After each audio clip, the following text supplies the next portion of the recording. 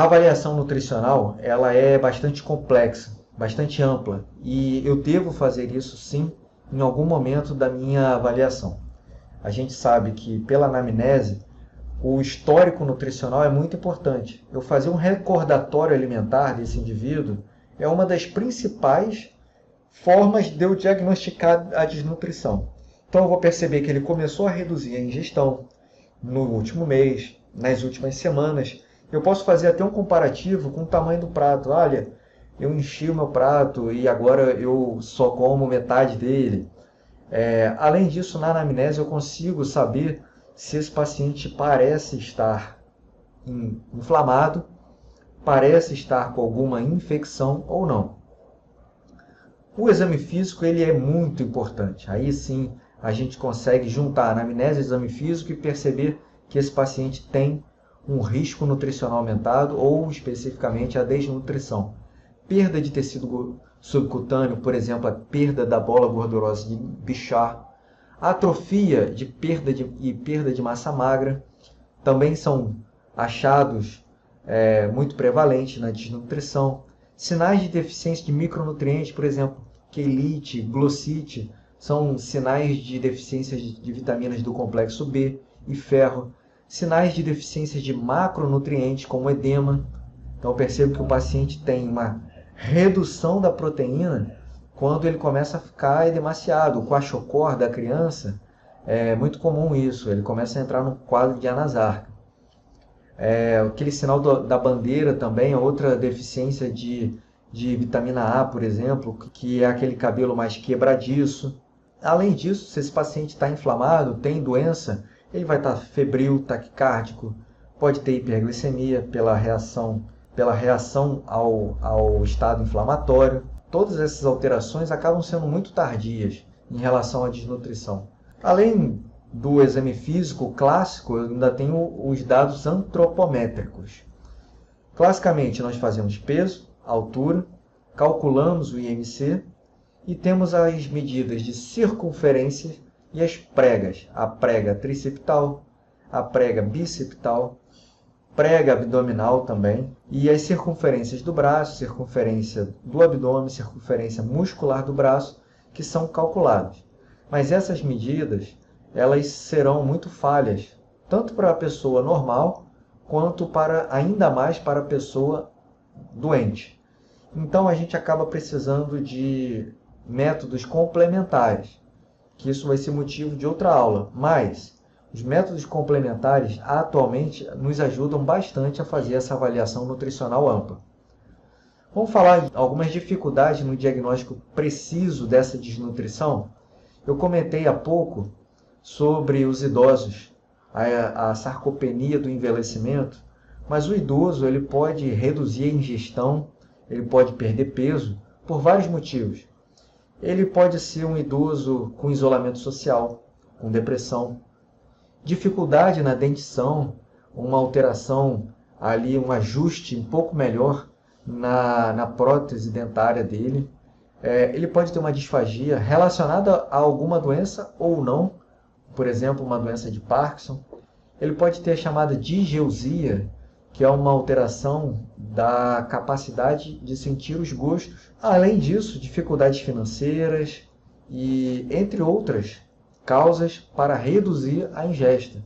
A gente sabe que o idoso está muito mais propenso a essa redução na ingestão e com isso o idoso ele fica mais propenso à perda ponderal e à desnutrição propriamente dita. Essa é uma dificuldade muito grande, inclusive na anamnese, se for um quadro demencial. Falando um pouquinho das distrofias e lesões medulares ou das neuropatias, a gente acaba sempre avaliando as medidas segmentares, né? A prega tricipital, a circunferência do braço, e essas medidas segmentares elas podem sofrer alterações bruscas e alterações grandes num paciente que perdeu a movimentação por um trauma medular ou por uma neuropatia. Diante disso, eu vou ter uma alteração, por exemplo, num braço e no outro vai estar normal. Ou nas pernas e nos braços, isso será absolutamente normal. Então, é uma dificuldade. As doenças agudas também, num paciente que interna abruptamente, ele certamente não vai ter perda de peso, ele não vai ter uma alteração prévia da ingestão, mas ele às vezes ele não é nem capaz de referir isso, porque ele está com um quadro de delírio, uma alteração do nível de consciência. E além disso, condições de interrupção da nutrição, por exemplo, paciente doente crítico. Um doente crítico ele sofre várias interrupções da dieta, às vezes inadvertidamente interrompem a dieta por banho, por diarreia, e isso faz com que a desnutrição acabe ocorrendo e a gente não perceba isso. Vejam que são inúmeras variáveis nesse diagnóstico de desnutrição. Por isso, acabou surgindo métodos de rastreio, métodos que são capazes de tentar avaliar um risco nutricional aumentado ou até mesmo uma desnutrição mais precocemente. O rastreio da desnutrição ele é feito com inúmeras ferramentas. Eu vou falar aqui as duas principais. Eu tenho o MUST e o NRS 2002, que são as duas principais ferramentas utilizadas. O MUST no âmbito ambulatorial em idosos, e tenho também o MINI aqui utilizado em idosos, que está aqui na avaliação nutricional, porque ele tem uma etapa de triagem e uma outra etapa mais complexa. O NRS 2002 é usado tanto em doentes clínicos quanto cirúrgicos. A avaliação subjetiva global, apesar de muito antiga, de 1974 mais ou menos, ela continua sendo bastante utilizada, inclusive em alguns estudos ela é dita como padrão ouro de uma avaliação nutricional ampla. Existem algumas críticas relacionadas a elas, porque eu tenho algumas informações redundantes. Então, se eu tenho um paciente com náusea, vômito, a pergunta sobre redução da ingestão, ela me parece clara que ele vai referir que diminuiu a ingestão, ainda que seja agudamente. Então, o paciente que às vezes tem edema, ele não necessariamente vai perceber essa perda ponderal ou perceber uma alteração da circunferência abdominal, por exemplo, um paciente com ascite. Então, tem algumas falhas nessas avaliações nutricionais e tem também algumas falhas nos rastreios.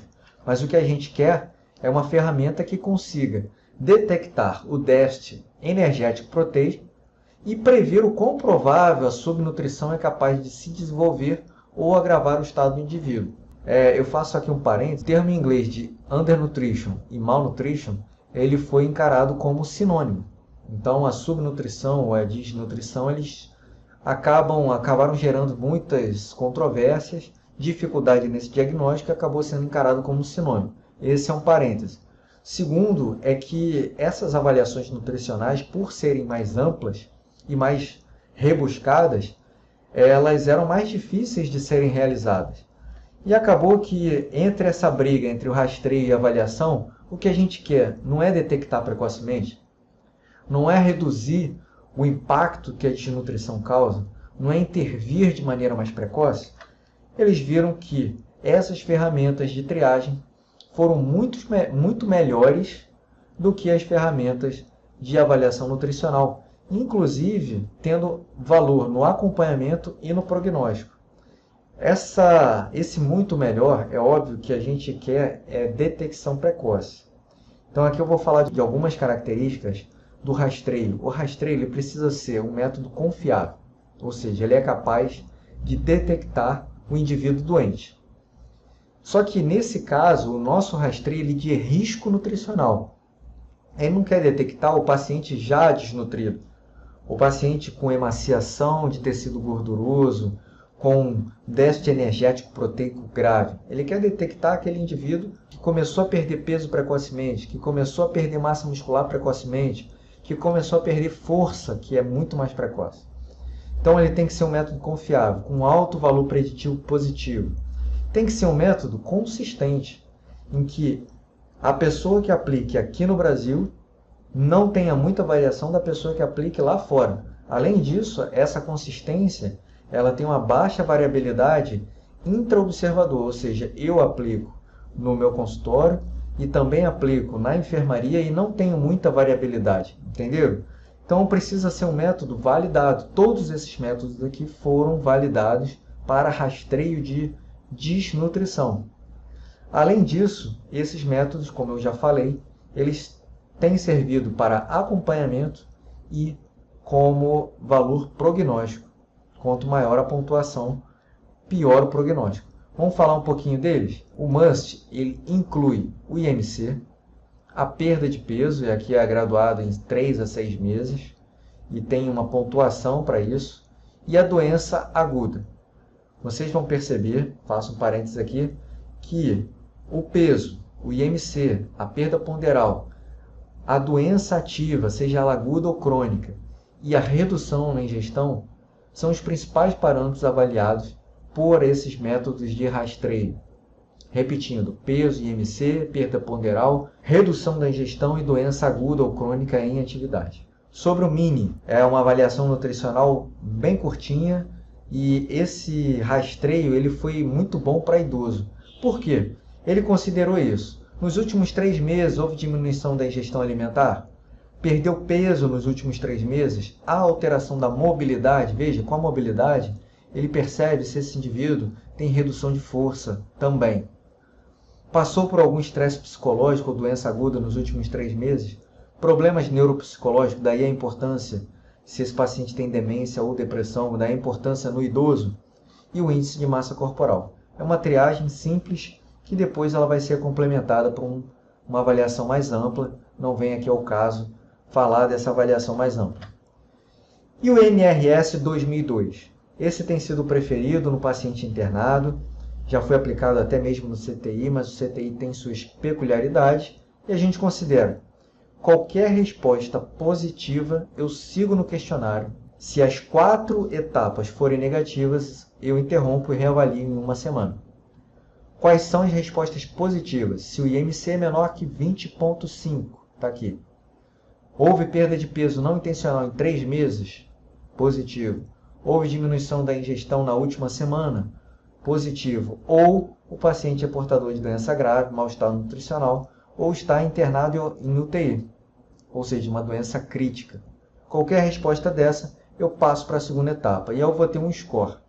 Um score em que eu graduo a pontuação 1, 2 ou 3 de acordo com a gravidade da situação nutricional e ou da gravidade da doença.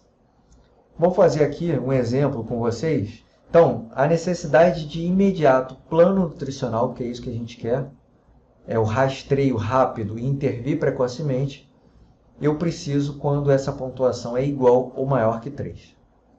Se o meu NRS tem 3 ou mais pontos, eu rapidamente tenho que traçar um plano nutricional e avaliar se eu vou fazer suplemento oral, enteral, se eu vou colocar NPT.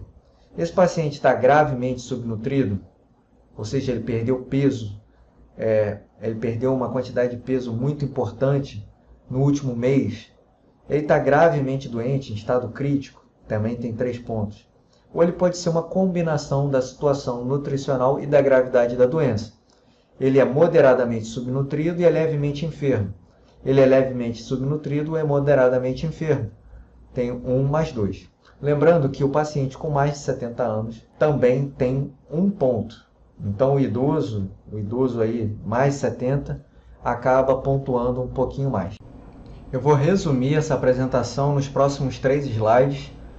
Primeiro, a Sociedade Europeia, ela enfatiza que nós devemos usar um método de rastreio, e esse método de rastreio ele tem que ser o mais aplicável no nosso ambiente. Portanto, o NRS 2002, para pacientes internados, ele é altamente recomendado, seja clínico ou paciente cirúrgico. Segue aqui a tabela para que vocês possam relembrar esses critérios. IMC menor que 20,5, perda de peso não intencional nos últimos 3 meses, diminuição da ingestão na última semana, ou se o paciente é portador de doença grave ou mau estado nutricional ou em UTI. Para o ambiente ambulatorial, nós temos o MINI, que tem ali 6 perguntas, e dessas 6 perguntas a gente acaba avaliando também o estado neuropsicológico, mobilidade. Isso é muito importante para os pacientes idosos também, além das perguntas clássicas que a gente já comentou sobre IMC, perda de peso, ingestão. Em resumo, essa aula ela faz parte do processo de cuidados nutricionais. A gente comentou anteriormente sobre rastreio e avaliação nutricional, portanto, essas 2 primeiras etapas.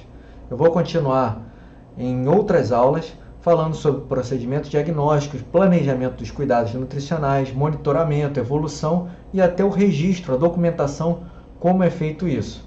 Eu tenho uma mensagem final para você. A avaliação de pacientes desnutridos ou daqueles em maior risco nutricional deve ser incorporada no processo de cuidados nutricionais, seja ele de médicos, enfermeiros, nutricionistas e farmacêuticos. Portanto, você que trabalha em ambulatório, na atenção primária, com pacientes internados, na terapia intensiva, todo mundo deve buscar rastrear precocemente a desnutrição. Até lá, bons estudos e boas práticas.